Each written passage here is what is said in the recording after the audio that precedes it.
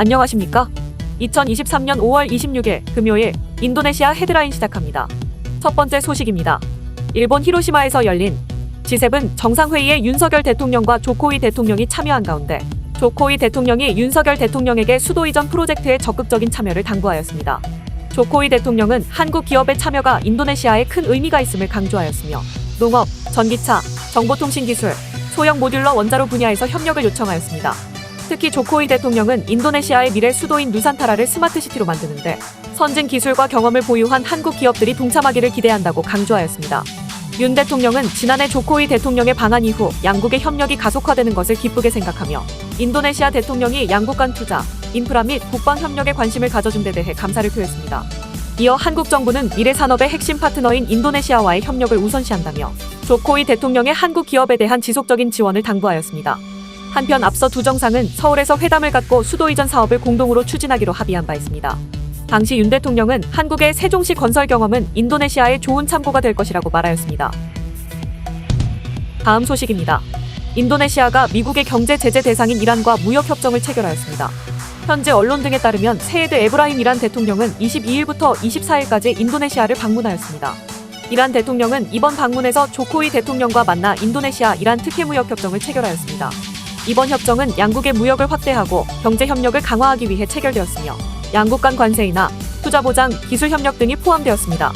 참고로 특혜무역협정은 자유무역협정보다는 낮은 단계의 무역협정으로 일부 품목에만 특혜 관세를 부여합니다. 또한 현재 이란은 미국의 경제 제재로 달러를 사용한 무역 거래가 쉽지 않은 상황이기 때문에 양국은 거래에서 달러가 아닌 상품이나 서비스 등 현물로도 결제할 수 있도록 할 계획입니다. 인도네시아 외교부는 이란은 새로운 무역 파트너라며 이번 협정을 통해 수출 기회를 넓히고 중동과 페르시아에서 시장을 확대하길 희망한다고 말했습니다. 한편 인도네시아는 중국과 일본, 싱가포르 등 전통적 무역 상대에 대한 수출 의존도가 높습니다. 이 때문에 무역 다변화를 추진하고 있으며 특히 같은 이슬람 문화권인 중동으로의 무역 확대를 위해 지난해 7월에는 아랍에미리트와 포괄적 경제 동반자 협정을 체결했으며 사우디아라비아와도 포괄적 경제 동반자 협정 체결을 위한 논의 중입니다. 다음 소식입니다. 조코이 대통령은 마크롱 프랑스 대통령과 히로시마에서 회담을 갖고 경제와 국방 분야에서 양자 협력에 대해 논의하였습니다. 조코이 대통령은 2024년까지 자금 세탁 방지 기구에 가입을 하고 인도네시아와 유럽연합 간 포괄적 경제 동반자 협정을 완료할 수 있도록 마크롱 대통령에게 요청하였습니다. 참고로 G20 회원국 중 자금 세탁 방지 기구에 가입되지 않은 국가는 인도네시아가 유일합니다. 두 정상은 회담에서 인도네시아의 전략적 부문에 대한 프랑스의 투자에 대해서도 논의하였습니다. 조코이 대통령은 프랑스 기업의 인도네시아 다운스트림 프로젝트에 참여한 것과 프랑스 개발청을 통해 인도네시아에 5억 유로를 지원한 것, 그리고 인도네시아의 신재생 에너지 전환기관 설립에 감사를 표하였습니다. 이어 석탄 가스화 기반 기술을 개발하기 위해 국영 석탄 채굴 회사인 부킷 아삼과 HDF 간의 협력에 대한 후속 조치의 필요성을 강조했습니다. 계속해서 프랑스 기업의 인도네시아 신수도 투자를 환영하며 인센티브와 투자 시설을 준비하고 있다고 말하였습니다. 한편 조코이 대통령은 내년 9월 자카르타에서 열리는 아세안 인도 태평양 포럼에 프랑스를 초대했습니다. 다음 소식입니다. 조코이 대통령은 인도네시아는 우크라이나와 러시아 사이의 평화를 중재할 준비가 되었다고 우크라이나 젤렌스키 대통령과 회담 중에 말하였습니다. 젤렌스키 대통령은 우크라이나 러시아 평화 노력에서 인도네시아의 역할에 감사를 표했으며 특히 지난해 우크라이나 침공 와중에 우크라이나의 수도 키예프를 방문한 조코이 대통령이 최초의 아시아 지도자였다는 사실을 아직 기억하고 있다고 말하였습니다. 조코이 대통령은 인도적 지원에 대해 논의하였으며 우크라이나에 있는 병원 중 한 곳에 의료 장비들을 기여하기로 약속하였습니다. 한편 우리나라 윤석열 대통령도 젤렌스키 대통령과 첫 정상회담을 열고 지뢰 제거 장비와 긴급 후송 차량 등 비살상 무기와 장비 등을 지원하기로 약속하였습니다. 젤렌스키 대통령은 한국 정부의 지원에 감사를 표하고 전쟁 종식 및 평화 달성을 위해 한국과 협력을 더욱 확대하기를 원한다고 답하였습니다. 한편 젤렌스키 대통령은 이후에도 20일 인도 모리 총리, 21일 미국 조 바이든 대통령 등 여러 정상들과 회담을 가졌습니다. 다음 소식입니다. 지난 17일 코트라 수라바야 무역관은 인도네시아 모바일 게임 시장 트렌드 보고서를 통해 인도네시아 모바일 게임 현황과 시장 진출을 위해 고려해야 할 점에 대해서 다뤘습니다. 인도네시아는 아세안에서 가장 인구가 많으면서도 인터넷 보급률이 높은 나라입니다. 실제로 2021년 기준 인도네시아의 인터넷 유저는 2억 260만 명, 스마트폰 사용자는 1억 8,360만 명에 달합니다. 그만큼 인도네시아는 스마트폰 친화적인 인프라가 잘 구축된 모바일 게임 업계 차기 진출 시장으로 높은 잠재력을 보유하고 있습니다. 또한 인도네시아 사람들의 게임 수용도도 높습니다. 라임라이트 네트워크스의 보고서에 따르면 인도네시아 사람들은 일주일 평균 8.54시간 게임을 즐기고 있습니다. 또한 인도네시아 게임협회에 따르면 2022년 기준 게임 유저의 평균 게임 소비액은 $27입니다. 특히 인도네시아 현지 기업들이 자체 게임 개발 생태계 구축에 나서고 있지만 아직은 해외 게임 의존도가 높은 상황입니다. 2022년 인도네시아 구글 플레이 모바일 게임 매출 순위 톱10에 포함된 게임 중 7개가 중국 게임이었으며 한국, 미국, 일본이 각각 1개씩이었습니다.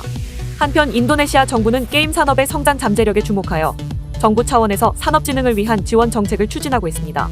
코트라 수라바야 무역관은 인도네시아 모바일 게임 시장 지출을 위한 고려사항으로 현지화, SNS를 통한 마케팅과 소통, 유저 친화적 게임 환경과 서비스 제공 등을 꼽았습니다.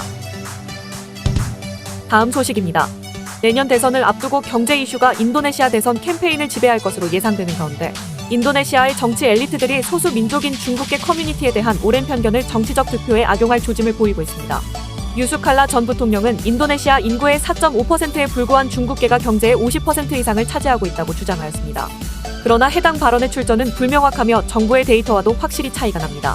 경제조정부는 2022년 인도네시아 GDP의 61%가 대부분 비공식 부문에 종사하는 6,420만 개의 중소기업에 의해 생성되었으며 국유기업은 인도네시아 경제의 33% 이상을 통제하고 있습니다. 이에 따라 중국계가 인도네시아의 절반 이상의 경제를 움직이고 있다는 근거는 매우 빈약합니다.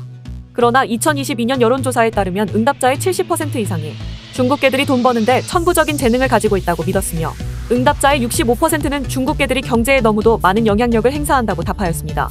특히 지난 10년간 소셜미디어를 분석한 결과 사회적, 인종적 편견을 정치적 수단으로 악용하는 경우가 쉽게 확인되고 있습니다.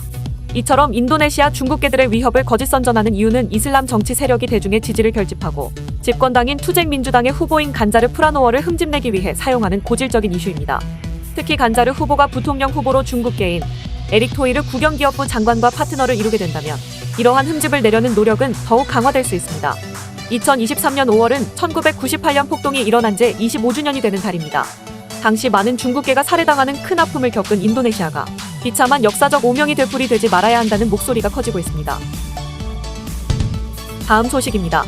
인천국제공항이 인도네시아 바탐의 직항 노선을 처음으로 취항했습니다. 인천국제공항공사에 따르면 지난 19일 공사의 전략적 진출 지역인 인도네시아 바탐 직항 노선 취항을 기념해 취항식 등 연계 마케팅 행사와 현지 봉사 활동을 진행했습니다. 신규 취항이 이루어진 노선은 인천공항이 2021년 12월 계약을 체결해 지난해 7월부터 운영 중인 인도네시아 바탐공항입니다. 이번 취항은 인천공사의 해외사업 진출 지역에 대한 전략적 신규 노선 개발의 일환으로 바탐공항 및 국적항공사, 국내 여행사와의 협력을 통해 추진된 공동 마케팅 성공 사례로서의 의미가 큽니다. 또한 이를 발판으로 향후 양국 간 운항 증대를 통한 성공적인 해외공항 운영 모델 구축과 항공운송 부가가치 창출에도 기여할 것으로 기대되고 있습니다. 또한 공사는 총 3단계 확장을 통해 현재 여객 수용 능력 500만 명인 바탐공항을 2040년까지 2,500만 명의 대규모 공항으로 성장시키려는 청사진을 가지고 있습니다. 한편 공사는 아시아 최대 성장 지역인 7억 명 규모의 아세안 시장을 공략하기 위해 해당 지역과의 항공 노선 개발 및 공항 개발 해외 사업을 적극적으로 실시하고 있습니다. 시청해주셔서 감사합니다. 다음 시간에 뵙겠습니다.